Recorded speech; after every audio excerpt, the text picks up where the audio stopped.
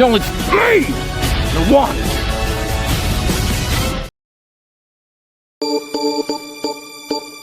My lover's got no money, he's got his strong beliefs. My lover's got no power, he's got his strong beliefs. My lover's got no fame, he's got his strong beliefs. My lover's got no money, he's got his strong beliefs. Want more and more, people just want more and more freedom and love.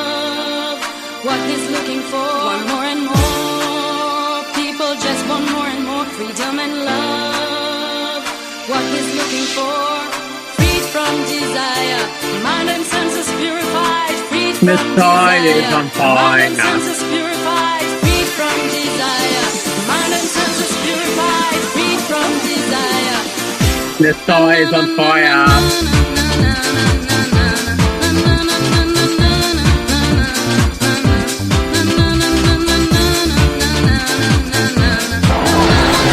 One minute and 6 seconds to go. Down by 6. Go Windy! Go Mason Wood! Milera! Naz with the hanger! Oh, come on, Naz! This will tie the game with under a minute to go. Come on, Naz! Out of nowhere. Down from 40 points in this quarter. Come on, Naz. Go, Naz. Come on. Come on, Naz. Let's their wings unfold.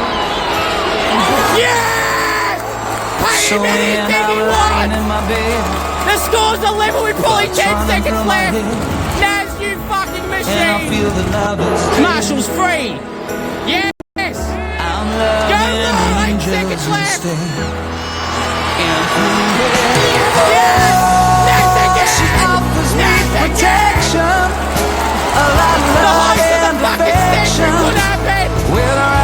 Any score, we win! After being 40-odd down in the last quarter, and it's on the sides, boot! Any score, we win! No score to draw! Come on, Naz! She won't forsake me. Go, Naz! Any score, we win! Come on, Naz! Yes! You are a star, Nasiah Wanganeen Milera! The Saints, the host of the century! Nasiah Wanganeen Milera!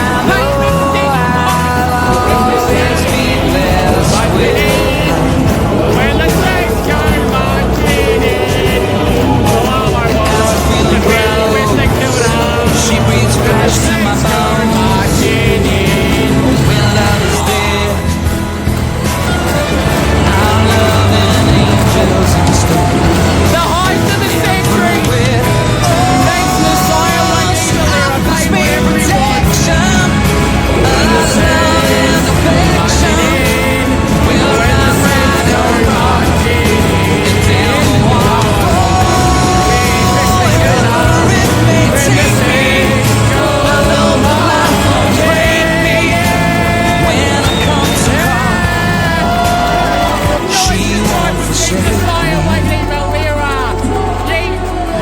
I'm loving angels instead.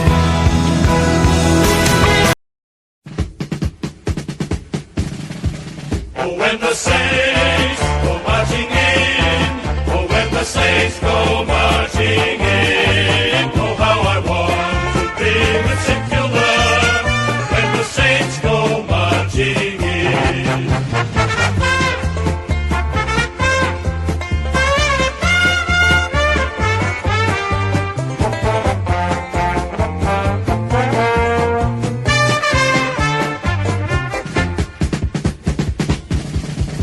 Oh, when the Saints go marching in.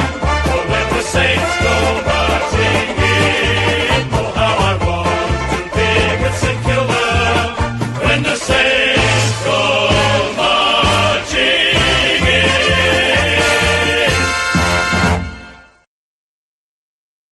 Oh, hello everyone, and welcome to Kick It to Scoops. I'm your host, Scoops, the sole admin. of Scoops.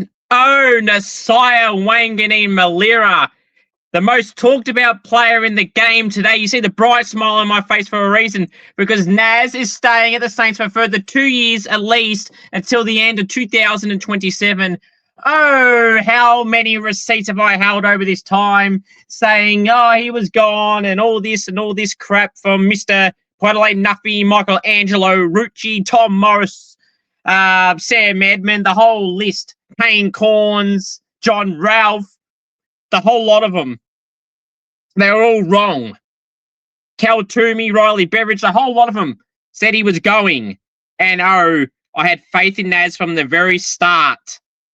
Sure, I got nervous over time, but I was so confident that Naz would stay because he sees the vision, he sees the future, and the future is at the Saints. And Naz made the decision that has upset the other fan bases, in particular of Port Adelaide and Adelaide. Oh, what a show we're in for, ladies and gentlemen. Scoops Goes Bang is going to be the most explosive it has ever been before. Naz remains with the Saints. I mean, we talk about greatest players in the competition. Right now, there is no one in better form than Naz right now. Don't give me Dacos. Don't give me Bontempelli. Don't give me Jordan Dawson. Don't give me Caleb Sarong. It's Naz and only Naz. He's the first $2 million player in AFL history per year. And, oh, I've got so many receipts. And I'm going to go through them all right now. So I'm not even going to go through my usual stuff I do at the start and tell you what's coming up. Because right now, it is that world-famous segment. I don't know how many times I'll be smiling talking about this, but Scoops Goes Bang! Oh. Roll the clip. Roll the clip. Roll the clip. Scoops, roll the clip. Roll it. I said roll it.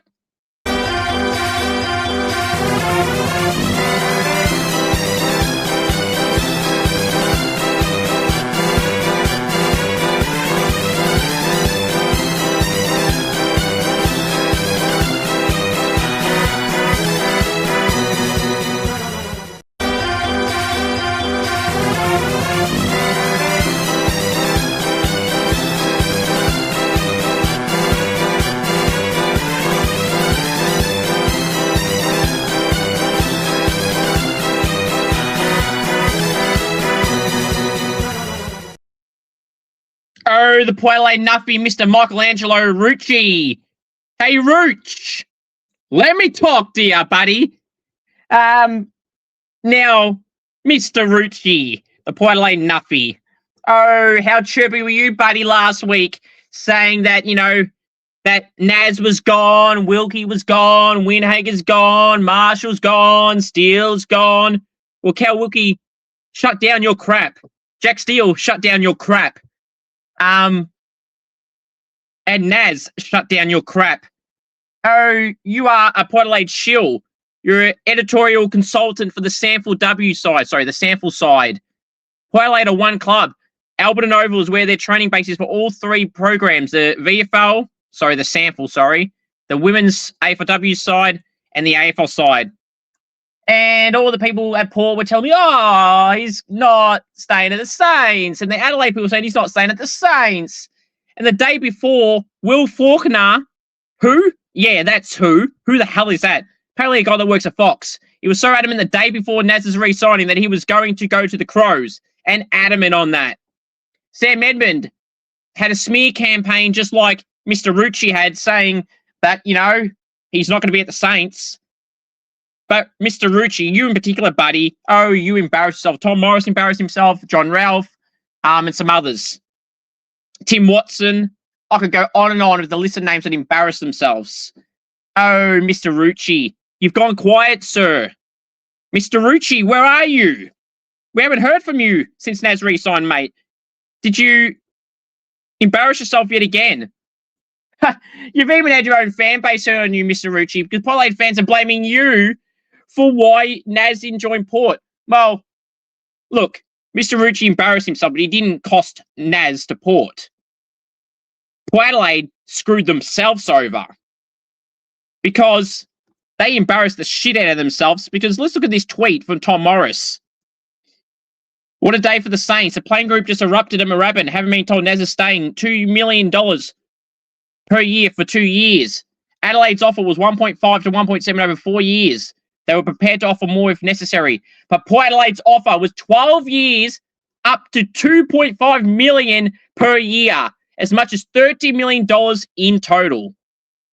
So all the Port fans that were shitting on the Saints, saying, how could you offer a guy $2 million? How could you offer a guy 2.5 over 12 years? Now, there's reports coming out by another journalist who knows nothing, Mitch Cleary, saying that Port's offer was over 2 million, 2.5 to be exact, for the first 2 years, and around 1.8 million for the other 10 years. If you want to believe that, believe that. But it's a crock of shit. Mitch doesn't know what he's talking about. Tom wrote there that Port Adelaide offered 2.5 million per year over 12 years. Okay?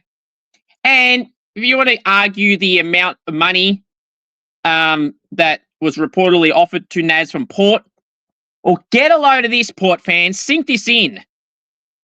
Your banter club in the men's program could not sign Naz. You got your shill in Mr Rucci to go on a bloody campaign against St Kilda, saying Rucci's saying that Marshall, Wilkie, Steele, Winager, Marshall, and Naz all wanted to go. You tried to scare him away from the Saints, and you failed at the most embarrassing of times, Mr Rucci. Port Adelaide offered more to a guy who is from South Australia, and you still blew it. You blew it. Shows how much Naz thinks of Port if he didn't want to go there, and you offered that much money and over that long amount of years in his home state. Banter club. Banter club. Mr Rucci, the Port Adelaide nuffie, the editorial consultant at the Port Adelaide Football Club since March of 2020 at Alberton. And you offered 12 years. 12 years for 2.5 million per year. As much as 30 million in total. Oh, Port Adelaide, how have you embarrassed yourself? And the Crows, look, they can't escape this either. They offered a deal very similar to St Kilda's, and Naz stuck true to the Saints. Thank you, Naz, for staying with the Saints. But oh, this day, I was waiting for this day, and Edmund and Rucci and Cornes, Kane Cornes, you were going, buddy, about this. Naz ain't staying. Who wants to stay at St Kilda? Well, Max Hall re-signed, Filippo re-signed, Naz is re-signed, Lekalier's coming in, Tom DeConing's coming in, Liam Ryan's apparently coming in now. Oh, yeah, we can't attract good players, Sam, Kane, and Rucci. Everyone's leaving. Kane Cornes, you've gone very quiet, buddy. You said at the start of the year that Saints are definitely finishing bottom 4. Oh, how wrong are you, buddy? I mean, there's other Saints fans that you try ripping into when St Kilda was temporarily in the bottom 4. You went back at them, talking complete and utter shit. We're a Port. We're a Port, buddy. We're a Port, Mr Rucci. We're a Port, Kane. Below St Kilda. Below Saints. And to top it all off, we beat you. We're 11th, Kane. We're 11th. You're 13th. Your banter club are below St Kilda. You're going to go chirp Saints fans and me again for calling us a bottom 4 side? Kane, you are below us on the ladder. We beat you at your home ground, by an I add. Banter club. You're very quiet, Kane. You're very quiet, Mr Rucci. You can't admit you were wrong. And how much you embarrassed yourself. You were so confident that Naz was leaving, in particular you, Mr Rucci. Now, before Naz re-signed, you didn't like that Ross called you the Port Adelaide nuffie. You go for Port Adelaide. And you are a nuffie. You are a complete and utter idiot. You are the Dave Meltzer of wrestling, or of journos. You are the Dave Meltzer, and if you don't know who Dave Meltzer is, you might want to Google him as well, because he's a wrestling journalist in America who, back in the day, might have able to have got some wrestling news correct, and he embarrasses himself by screwing everything up and he's a complete laughingstock in the wrestling media landscape. And that's what you are, Mr. Rucci, in the media landscape in Australia for football. Mr. Rucci, the Port Adelaide nuffie. Kane Cornes gone very quiet. Sam Edmund, very quiet. Tom Morris, not quiet. But Saints aren't a destination club, Kane. We're bringing Tom Jaconi, Leka Leah, potentially Liam Ryan, and Naz Stade. Who are Port bringing in? Joel Hamling? Who are Port bringing in? Oh, no, well, don't worry. Don't worry, ladies and gentlemen. They've got Jordan Sweet and Ivan Soldo, Asava Radicali and Brandon Soak Thatcher, Josh Sin, Dante Vizentini, Lockie Jones, Logan Evans. Don't worry. They're all good. They're going to have those players in their club, and we've got superstars everywhere. Naz, Filippo, Owens, Steele, McRae, Higgins, Max King, Alex Taru, Toby Travaglia. Outside of Butters, Rosie, and Bergman, and Aaliyah, who the hell have you got? Ollie Wines is towards the end of his career. Travis Boak is retiring this week. Who have you got? Oh, and maybe Mitch Georgiades, of course. And I'm probably missed a couple. But my point is, Kane, we beat your banter club. We're going to finish higher on the ladder than you, most likely. And we kept Naz. And I don't care if you're going to try and tell me he's going to leave in 2 years. Things can change over 2 years, Kane. But something that won't change is that you and Mr. Angelo Rucci, Michelangelo Rucci, Mr. Rucci and Kane, the thing that won't change is that you both embarrass yourselves and you are both the Port Adelaide nuffie. I suppose Kane will start bagging Port next year because his brother's not going to be there, Chad Cornes, next year, and his favourite coach, Ken Inkley, won't be there. Let's see how you talk about them now, Kane. Why don't you go talk on your fireball segment with Kingy on Fridays and maybe talk about how embarrassing Port Adelaide and Adelaide are for not trying to attract the player who will eventually, Kane, you said he was going home and he was going to Port. And a lot of people had to go at Caroline Wilson, who said he will not entertain Adelaide. It was always a two-horse race, Saints Port. Chose Saints. I think Caro deserves a few apologies as well. But most importantly, Mr. Rucci, Kane, Sam Edmund. Oh, how you all embarrass yourself. And oh, how I was waiting for this day to call you all embarrassing. You are all embarrassing. In particular, Mr. Rucci, the definition of a Port Adelaide nuffie. And Ross, the boss, went whack last week on you, Mr. Rucci. And let me put the graphic up for you, Mr. Rucci and Kane and everyone else.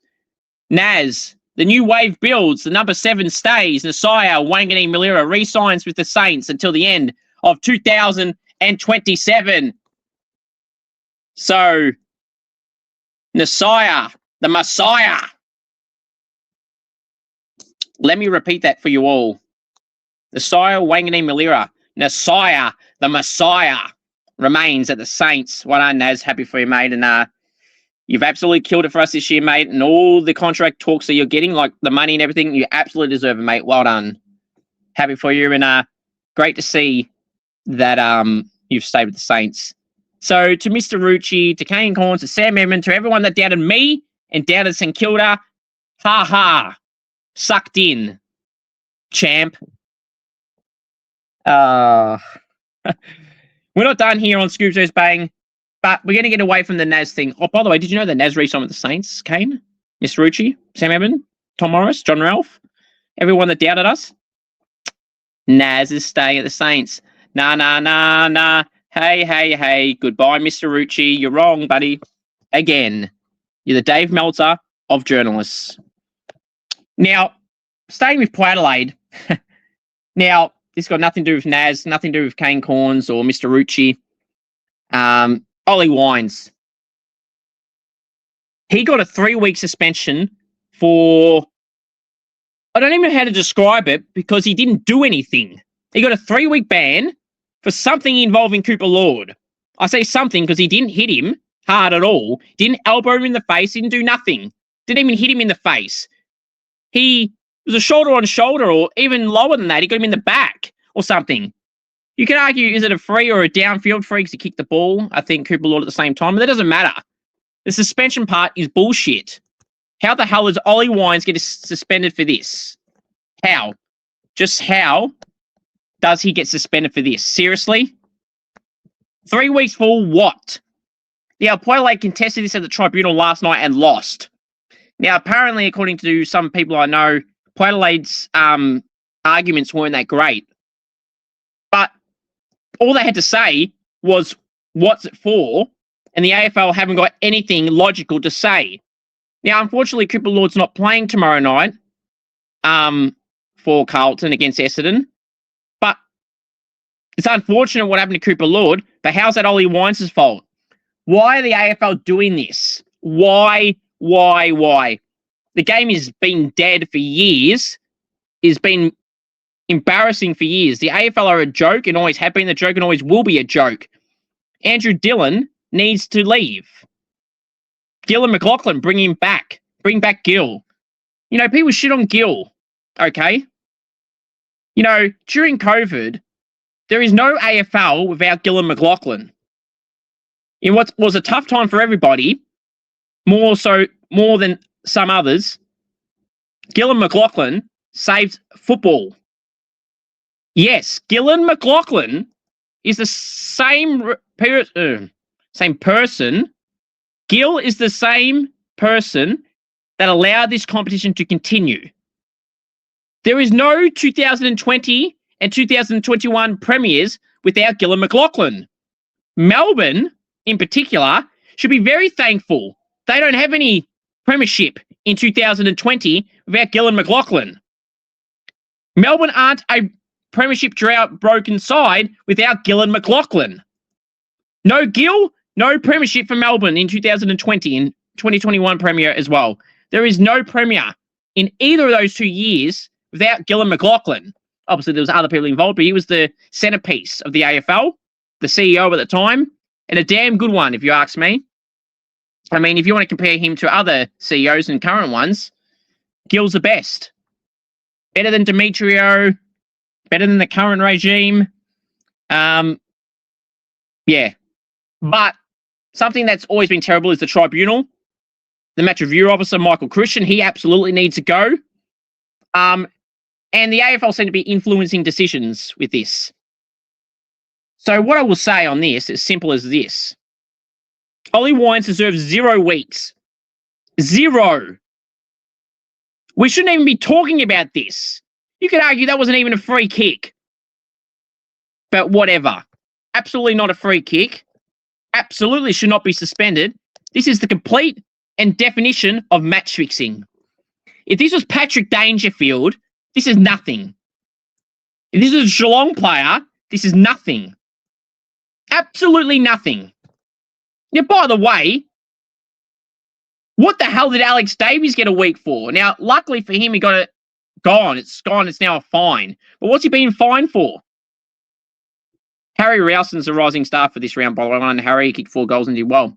Might mention him later. You'll wait and see. If you know what I mean, you know what I mean about Harry Ralston. In terms of an award he might be winning later on in the show.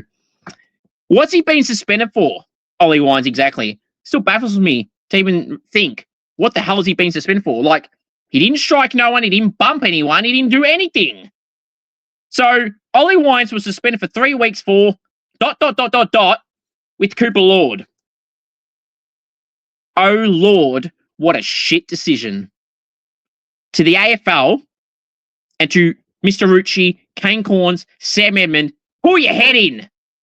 Embarrassing. Hope you all enjoyed that edition of the long, extensive edition of the world famous segment, Scoops Goes Bang. Now, what are we going to talk about on the show besides this? Team of the week, my Supercoach score. We're going to review the rounds that's gone and upcoming. The equation is simple. Effectively, providing Gold Coast beat Port Adelaide or Essendon, if they win at least one, Bulldogs or Fremantle, the loser of that won't play finals. If Gold Coast lose both, then they probably don't make it. In fact, they won't make it. But they're going to beat Essendon. and they should beat Port. I say should because it's in Adelaide. It's Ken's last game. It should be Rory Atkins' last game, and it'll be Trevor Spoke's last game, and Ken's last game as coach. So I give him a small chance, Port. I'm tempted to tip him, but I probably won't. But you'll know later on in the prediction segment for the last round. But yeah, but team of the week, Supercoach talk, review the rounds has got an upcoming. For what it's worth, I think Freo will be playing finals and Bulldogs will not. So we'll wait and see, and I hope that's how it goes, to be honest. So, yeah. All right. Now it's time to go through my round 23 scoops AFL team of the week. From the back line, the pockets, Mason Redmond and Mark Keane. Full back, Harris Andrews. Half back line, the flankers, Jasper Fletcher and Bailey Dale. Centre half back, Josh Worrell. Wingers, Dylan Moore and Jack Steele. Centreman, Harry Sheasel, 54 disposals. Equal record with Tom Mitchell, 54 disposals. The most for North Melbourne, equal most ever in AFL history, along with Tom Mitchell. Well done to Harry Sheasel. Half four line Coop. There it is. Cooper Sharman. The Sharmanator is him. Zach Bailey and Harry Mackay, just a lazy 7. Paul Curtis in the pockets. Paul Curtis and Logan Morris. Full forward. The man who should never retire, kicking 7 again. It's Jack Gunston. The ruck. Oh, this was hard. Max Gawn. Rovers, George Hewitt and Luke Davies-Uniacke. Interchange, Harry Ralston. Darcy Cameron. Tristan Cherry. Tom Green. And Connor McDonald. The long emergencies. Luke Parker, Christian Salem, Zach Williams, Ryan Lester, Andrew McGrath, Charlie Cameron, Hugh McCluggage, Noah Anderson, and Jared Witts. Now, let me put the graphic on the screen for you all, shall we? So let's just have a look. So we've got the screen with the team of the week up here. So Mason Redmond had 36 disposals against the Saints. I thought he did really well. His efficiency was really high. He had like one kick out. So, you know, I think he played his part. Harris Andrews had like 17 disposals, 10 marks, and like 9 1%ers or intercept possessions, so he did really well. Mark Keane had 23 disposals in the back line, did well for the Crows. Jasper Fletcher, 32 disposals, he was a star and probably best on ground, if not one of them. Josh Wall had about 26 touches in the back line, did really well. Bailey Dale had 34, and it impacted the game for their big win over the Eagles. Dylan Moore kicked 2 and 30 in their win over Melbourne. Harry Sheasel, record-breaking 54 disposals, 40 at three-quarter time, finished on 54, kicked 2 goals as well, 3 votes. H. Sheasel. Jack Steele, the skipper, 27 disposals, played mainly on the wing, the skipper, 27 disposals, like 14 contested possessions, 7 or 8 clearances. He played really well, Steely. Coop, there it is. Cooper Sharman, the Sharmanator is him. 3 goals, 17 disposals, 8 marks. He loves smashing the Bombers. Harry Mackay kicked 7 with 21 disposals. Well done, Harry. Great to see. Zach Bailey kicked 2 and 24. He was really good. 28 disposals, in fact. Paul Curtis kicked 5. Jack Gunston, 7 and like 18 touches, killing it. Jack Gunston. He and Mackay are on the poster, obviously, if you can't see it. If you're listening on Apple Podcasts and Spotify, please leave a 5-star review. Logan Morris kicked 4 and played really well. Max Gawn had like 24 disposals. George Hewitt had 35 disposals. Luke Davies-Uniacke kicked a goal and 40. Harry Ralston kicked 4 and about 12 touches. Darcy Cameron kicked a goal and 24 and destroyed his opponent. Tristan Cherry had 20 disposal lot of range as well, like 30, 40 hit-outs. Was really good. Tom Green, 29 disposals, like 12 clearances and a lot of contested possessions and high efficiency. And Connor McDonald kicked 2 with 28 disposals, so he deserved a spot in the side as well. No, 2 goal assists, sorry, not 2 goals. 2 goal assists with 28 disposals and like 12 scoring involvements. So he was really, really good, was Mr. McDonald. That's Connor McDonald. Luke Parker had 30 with stiff. Salem, the same of half-back. Zach Williams kicked 2 and 20. I had him in originally. I had to take him out. Same Ryan Lester. Andrew McGrath played well. Charlie Cameron hit 3. McCluggage had 30. Noah Anderson had 32 and like 9 clearances. And Jared Witts was a really good ruck, but I couldn't put 4 rucks. I mean, I put 3, so I could have put 4. Witsy dominated his ruck opponent. but they didn't do well against the Giants themselves. But that's not why he didn't make it. He just didn't make it because I just didn't put him in. A comment down below your thoughts on my team of the week down below. Now, just a reminder that Nasiah Wanganeen Milera has re-signed with the Saints for a further 2 years, sucked in Mr Rucci and Kane Cornes and Sam Eben. But yeah, so let's go through my Supercoach talks, shall we? I scored 2,385. I've now dropped 1% again, heading into the last round of no trades in the top 17%. Look, it's been a year of, I started really well. You know, I was a bit conservative in my trades, and then I had to capitalise on some players. Then I wanted to get rid of DeConing and Cripps and Oliver. It took me ages to get rid of Oliver. And DeConing and Cripps just had to stay because later the season's gone, more injuries have happened. It's just been frustrating. I've been scoring over 2,300 like every week for the last 8 to 10 weeks. But some weeks I got 2,600 range. But a lot of people consistently in the top part of the ladder had been getting 2,500 plus. So it's kind of bumped me down a little bit from top 6% all the way to top 17% in probably a 12-week period, which is frustrating. It stagnated, went up a percent, but then dropped 4% one week, dropped 2%. So it's a bit frustrating. But it is what it is. Now, for people wondering, do you get double points for Gold Coast and Essendon players? I haven't seen it officially confirmed. A mate of mine tells me you don't, but I haven't seen anywhere to say you don't. So I might vice captain or Essendon or Gold Coast player or captain them as well. So I get the double ups potentially because I don't want him to screw me over, and he'll be watching this. So don't screw me over, mate. So I'm going to put Zach Merritt potentially vice captain and Matt Rowell captain. We'll have to wait and see. They both play twice and play each other in the last game of the round next Wednesday. So, which is bizarre. So it is what it is there, but yeah, it will be very interesting, that's for sure. But yes, my Supercoach score, how are you going? Shano is winning my Scoops fan club league by about 200 points over his second placed opponent. They're the only two realistically that can win the whole damn thing. I think third place is like 450 behind or something like that, which is just unrealistic to say, unfortunately. But everyone's done really well. I will probably mention the names again next week. But there it is. So now let's go review the round 23 game, shall we? So, wow, what a round, hey?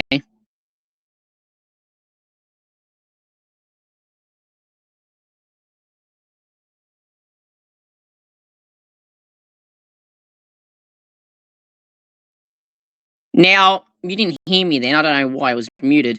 But normally I don't go through the ins and outs on this podcast because normally the games are nowhere near starting. With Thursday night games, I'm recording this on a Wednesday, obviously, when you'll be watching this. So I'm going to read the ins and outs. There's 2 changes for both sides. Dylan Sheila and Zach Merritt return for Ben Hobbs. And who's the other player? Ben Hobbs and Sardale Hooley, who have both been dropped. Zach Merritt will play his 250th game, so on under Zach. Hope he goes well. And for Carlton, Tom DeConing will play his 100th game and last game for Carlton. So well done, Tommy. Just take it easy, mate. Play well. Don't get injured. And we'll be all good. They made 2 changes. Lucas Cambrielli is in and Will White. They're both in, and 2 injured players. Lockie is out, along with Cooper Lord. So, who will I tip in that game? You'll find out shortly. But let's now go review the round 23 game, shall we? And one on to Harry Ralston, who won the Rising Star for round 23. Alex Taru, AFL.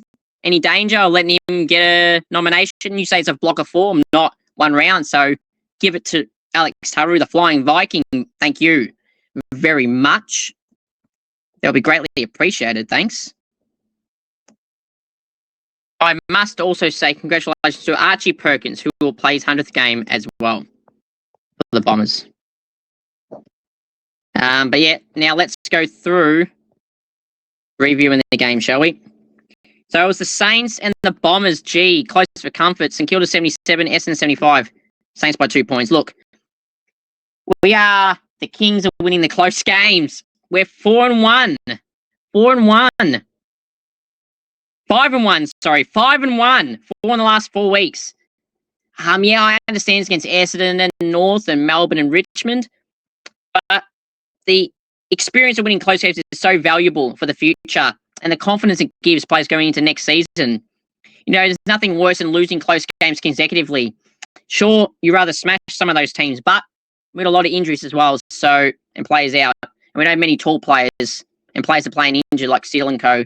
So it's just like, look, it's not ideal, but a win's a win. Am I going to brag about them? No, the Melbourne game I will, because it was the greatest comeback in three-quarter time AFL, VFL history, 46 points. Just remember that, Melbourne fans. Banter club. But, it is what it is. I got the win. That's all that matters. I thought Sinclair was really good again, as always. Steele was really good. Winhager was really good. Milera was all right. Cooper Sharman was amazing. So kicking 3 and 18, about 8 marks. He owns the Essendon Football Club as Cooper Sharman. For Essendon, it was McGrath and Redmond. Kako should not be playing midfield. That's all I'll say.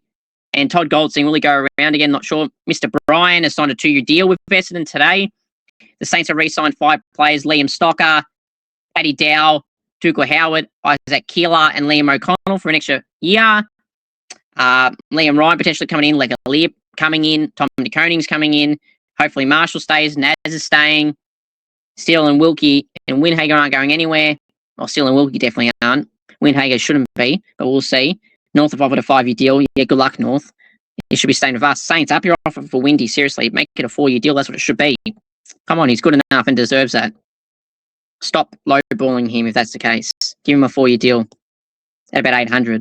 Well, not 800, maybe 750 or so. Close enough. But here we are. Now, the next game to go through was Freo 44, Brisbane 101. It's unbelievable, this game. Freo have a lot on the line. Nat Fyfe's last ever game in Perth, and you shit the bed. He was the sub. You did not send your legend out on a great note. You embarrassed him in his last game in Perth. Brisbane just said, not on my watch. We're going to destroy you. Will Ashcroft, Levi Ashcroft, Hugh McCluggage, Josh Dunkley, Harris Andrews, Ryan Lester, Logan Morris. Just invented a new word. I don't know what the hell is going on. Logan Morris kicked 4 goals. He was really good. Charlie Cameron had a good game for once. Just overall, the Lions just destroyed Freo. Non-existent. I'm not even giving Freo players any credit because they're all bad. Shai Bolton, if you look at the stat that Channel 7 put up on the agenda setters, he is the 19th best player at their club in the last 5 weeks. That's embarrassing. Embarrassing. For a guy on $1.1 million a year. Seriously. Shai Bolton had a good team at Richmond around him, which made him look better than he is. And Freo got good players, and he's shitting the bed for most part of the year. So, not good enough. They were terrible. Absolutely terrible. The whole team was. 57-point loss. Embarrassing. Justin Longmuir clearly wasn't happy with the result. Saturday, Gold Coast got embarrassed. 76 of the Giants, 111. Giants by 35 points. Giants are playing finals. I said, beware the Orange Tsunami. They're going to be a contender this year. And they just beat a contender in the Gold Coast. So, GWS will be playing finals, and they mean business. Jesse Hogan, will he play this week? No, he won't. Will he play around one of the finals? He's not guaranteed. So that's not good news for Jesse Hogan and the Giants. Jack Buckley should be back, and Brent Daniels this week, of course, against my Saints. Of course, players always come back against the Saints. But it is what it is. So, yeah. Oh, by the way, I know it's completely random because we're talking about the Giants and Gold Coast, but I can exclusively reveal that St Kilda will not be offering Harry Boyd and Zane Cordy another year on their contract. And that's definitely happening. The ones that's looking likely to happen, at this stage, Max Heath won't be offered a new deal by the Saints unless Rowan Marshall goes out. That's the only way Max Heath is going to get a contract. There's no planet with DeConing coming in and Dodson there and Marshall that Max Heath would get a contract, unfortunately. The Moose deserves a contract extension, but we'll have to wait and see what happens there. As for Jack Carroll and Zach Jones, they'll both have to wait. I would think that both get another year. Ari Shoalmaker's likely not to get one, unfortunately. But we'll have to wait and see with Ari. He should have been utilised a lot more on his kick-ins with his long, booming left foot kick. But he's had a few chances and hasn't really taken it, unfortunately. But I'll probably give him another year, to be fair. But yeah, the Giants all over him. Tom Green, Toby Green, Finn Callahan, Lekalia, Sam Taylor, was okay. For Gold Coast, it was Anderson, it was Miller, it was Rowell. Rowell wasn't amazing, but he was still fine. But they were no good, the club, today. Or not today, on Saturday against the Giants. Carlton, 118, embarrassed that Banter club, Port Adelaide, 64. Carlton by 54 points. Harry Mackay, 7 goals and 21. All that needs to tell you about Port Adelaide and their season. Harry Mackay's been inconsistent all year for a couple of games here and there. And Harry just said and proved the competition why he's still a good player and can produce amazing games. Maybe not like that, but good games in general. Not many players, if any, can do that. Well, Jack Gunston says hello, but not many other forwards have done it this year or any time recently.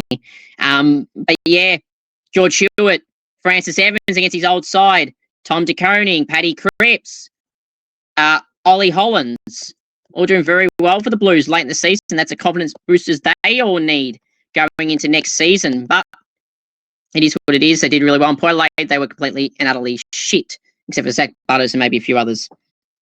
The next game to go through is Hawthorn 92, Melbourne 56. Hawthorn both 36. I'm not going to say much on this. Hawthorn were dominant. Melbourne was shit. They hit the last 3 goals of the game to make the margin look closer than it was, and 36 still isn't really that close in the grand scheme of things of how the context of how this game transpired. Hawthorn, it was Ginnivan, it was Newcomb, it was just their team as a whole. Jarman Impey and Connor McDonald were also really good. Connor McDonald and Jarman Impey. Adelaide 59, Collingwood 56. Collingwood were robbed right in front of me. Adelaide only won this due to match fixing. Ben Keys, Mark Keane throw the ball, or a goal that Ben Keys got was from a throw, which led to a goal. They won by 3 points by cheating. And Riley Thilthorpe kicked the ball out of bounds on purpose, pretended like he didn't mean it. You know, this would have been on Scoops Goes Bang, and I can, because I am. Please welcome back the world famous segment, Scoops Goes Bang. Now, this was complete and utter match fixing as much as I've ever seen of recent memory, except for games that involved Geelong and the Bulldogs. Outside of those two clubs, this would have to be one of the most match fixing, rigged endings to a game all year, except for Geelong and Bulldogs games, basically. And a rare Carlton 3-0 one from Gather Round last year. And Gold Coast Melbourne a couple of years back at Metricon. And the Saints match fixing round 1 of 2024 against Geelong at Shavers Stadium. And any game involving Geelong and Bulldogs, really. This was the definition of rigged. Now, anyone with a brain can tell me that, can't say that, if you can't tell me that was not deliberate on purpose by Thilthorpe, you are unbelievable if you think that wasn't deliberate. He put his hand up. He knew he stuffed up. He did it on purpose. He was time wasting. Now, I've had people tell me, how's he time wasting? The clock stopped. Yes, the clock stopped. But did you think for 1 second that Thilthorpe kicking the ball away from the boundary umpire towards the central umpire, if any umpire, okay, that's delaying the boundary umpire to get the ball, to get the players to set up and throw the ball back in. That's called delaying the game. Not just because of the clock, because it's delaying tactic that Thilthorpe did. He knew exactly what he did. And now people saying, oh, Collingwood got a free after that anyway, so it doesn't matter. Don't care. Delaying tactic. Who's to say that, say, Dacos or Pendlebury or Sidebottom or Crisp or DeGoey or Dan Houston didn't get the ball out quick, booted in long, someone takes the mark and they win the game? You don't know. Yeah, sure, we don't know that was going to happen. But you don't know it wasn't going to happen. So don't tell me it wasn't going to happen when none of us know if it was going to happen or not. And the Ben Keys goal should not have been allowed. Therefore, you take the 6 points off. Therefore, Collingwood win by 3 points and Collingwood in the top 4. And other clubs outside the top 4 probably aren't making it. That are now a chance to make it or in it currently. Like Hawthorn and Brisbane and those clubs around there, the Giants. Gold Coast if they win both games, etc. Geelong as well. So, that game was the definition of rigged. Riley Thilthorpe knew he stuffed up. He laughed about it after the games. He knew he did the wrong thing and didn't get penalised for it. Was that deliberate? But, you know, I'm hearing people tell me, oh, but Collingwood get favoured every week. It's just suck shit, Collingwood. Okay, great. You think Collingwood are favoured all the time? Awesome. What the hell has that got to do with this moment? Outside of it being against Collingwood, what's that got to do with anything? Nothing. Each game is called in the individual moment. I don't give a shit if Collingwood would have been protected for 10 weeks straight, which they haven't, but if they were, I don't give a shit because it's got nothing to do with this example. This legitimate example is you got a grade, was Thilthorpe delaying the game on purpose? Yes. Did he boot the ball away on purpose? Yes. And don't give me this bullshit, oh, he was just kicking it to the central umpire. I'm sorry, last time I checked, the central umpire doesn't throw the ball in, the boundary umpire does. And don't give me the bullshit that, oh, he was just thinking that was the boundary umpire. There was a boundary umpire right near him where he kicked it away from. So don't give me this bullshit.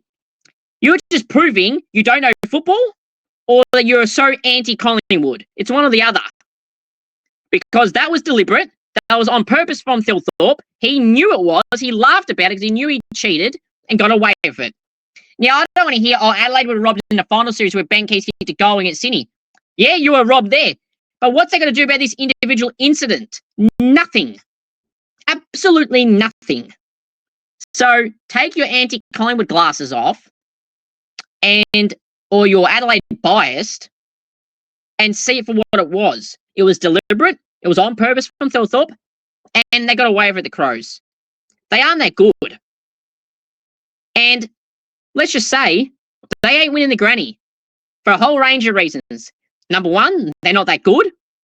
And two, Collingwood are better than them. Brisbane are better than them. The Giants are better than them. And Gold Coast, you could argue, are better than them. So it is what it is. So to the AFL defending that decision, lift your game. It's embarrassing. I heard absolutely nothing from the AFL on this. Colour me shocked. Now, who was good in this game? Josh Worrell was really good. Riley O'Brien had some moments. Darcy Cameron, though, was amazing in the rucker goal in 24. Riley O'Brien won the hit as well, like 15. I thought he had some good moments, though, as well. So he wasn't terrible, but Darcy Cameron was just amazing. N. Dacos was amazing. Jay Dacos was amazing. Well, not really. Jay Dacos wasn't that good. But it's what it is. I thought Membry started all right. The game was pretty shit, by the way. Let's not sugarcoat things here. The game was boring as dog shit. It was. Now, people wanted to go at the Essendon Saints teams, like when Essendon played Richmond start of the year, not start of the year, about a month ago at the MCG. That was the worst game all year. There was a game in Gather Round, which was boring. I can't remember what team it was. I think it was in Richmond or Essendon or someone like that. It was boring. It's been far worse this year. But because it involved two top clubs, people aren't talking about it. If that Adelaide Collingwood result was Saints and someone and another, well, not another, because Saints are a good team, but another bottom team or a bottom team with St Kilda, everyone would be saying to me, oh, worst game of the year, boring. Have you watched Fremantle games this year? They're boring. You know, David King put a great point. People want to have a go at the Saints. Go watch Fremantle. Okay? They are just as boring. So, watch their games. If you're going to come at me for Saints games, go watch Fremantle games and then go tell me what the difference is. Nothing. We're better than them. We beat them the first time around by 50-something points. Yeah, they beat us the second time, but they're not that good at all. They might not even make the final still. But yeah, they're the place for the Collingwood game that I said did well. Sunday, 135 North Melbourne, Richmond 87, North by 48 points in Tassie.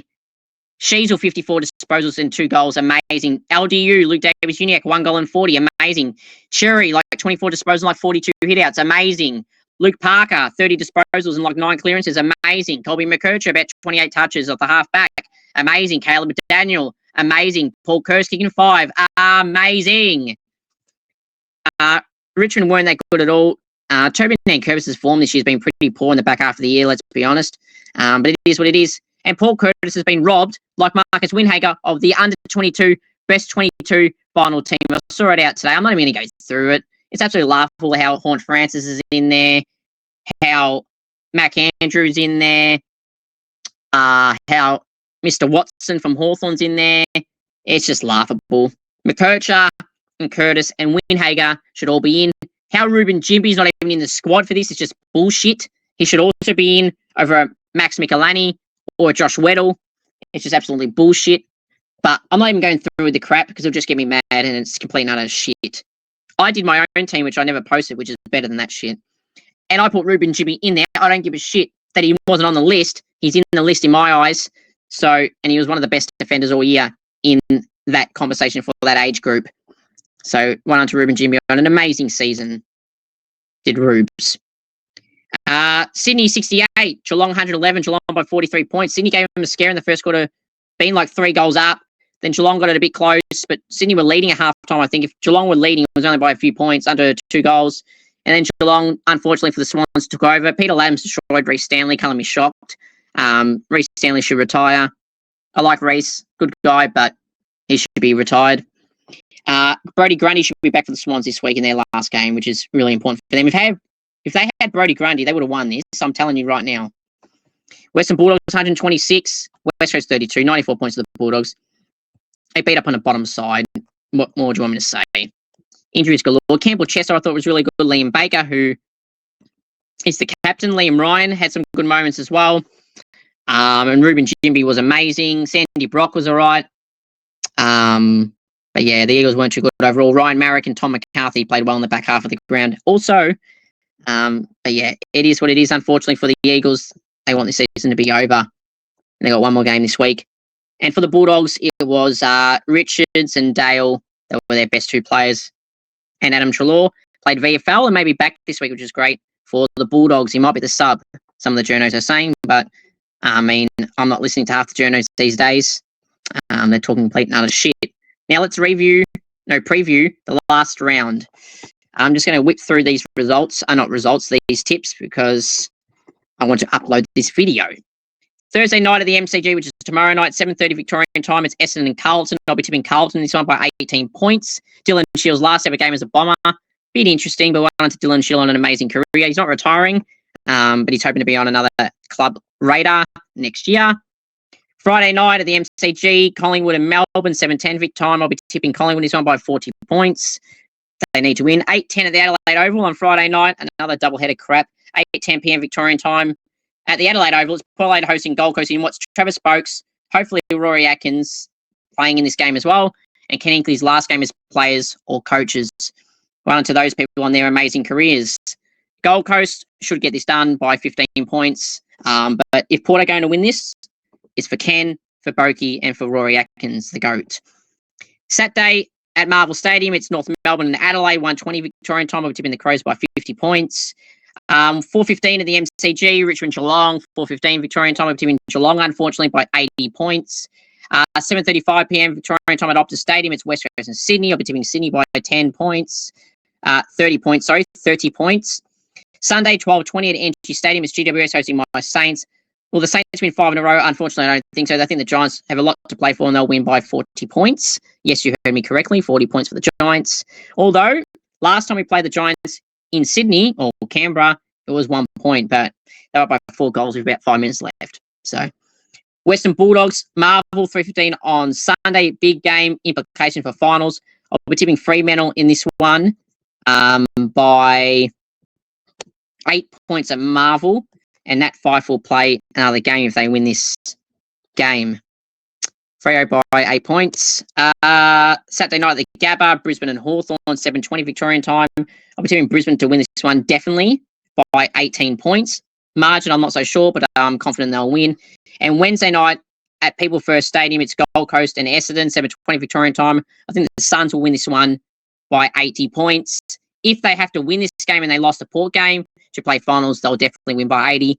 If not, they might win by less. And congratulations to Lockie Goulburn, who'll be making his AFL debut Friday night at the Adelaide Oval, as the Sun just posted that earlier. Now, my final thoughts are simply this.